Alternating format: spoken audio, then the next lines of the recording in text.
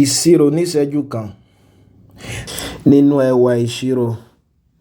Òun náà ni pé tí n bá fún yín láwọn ìṣirò pẹ́ẹ́pẹ́ẹ̀pẹ́ kan tẹ́ wá sọ tésì ìparí jẹ́ fún mi, mo lè mọ ọjọ́ ìbí yín o. Bẹ́ẹ̀ ni, láì sọ fún mi, mo lè mọ ọjọ́ tí wọ́n bí yín àti inú oṣù wo náà ni wọ́n bí yín sí. Ó yá, ká pé wọ́n bí yín ní 27 February.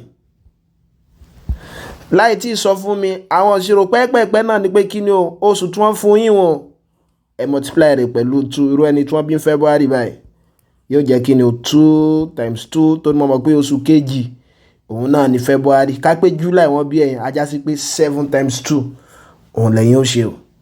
Èyí tó bá jẹ́ sí yín bí báyìí, ẹ ro 5 mọ́ o, ẹ rí pé yóò jẹ́ 9. 9 tẹ́ gẹ́ẹ̀tì inú, ẹ tún multiply 5 pẹ̀lú rẹ̀ yóò fún yín ní 45. 45 náà ẹ wá yí 0 sí, yóò jẹ́ 450. Ó yá, 450 yìí ẹ ro ọjọ́ tí wọ́n bí yín mọ́ tí a mọ̀ sí 27, ṣe pé mo ní 27 February ní àbí, ajá sí pé answer yín ó jẹ́ kí ni o, 477. Ẹ̀yin kan sọ 477 yìí fún mi. Tó ń ṣe èsì ìparí yín, màá máa sọ ọjọ́ tí wọ́n bí yín, inú oṣù wo ló sì bọ́ sí. Ó yá, ẹ ṣe ìṣirò náà kẹ́ gbé sí abala ìrísí, màá dẹ̀ mọ̀ sọ́jọ́ bí yín fún yín.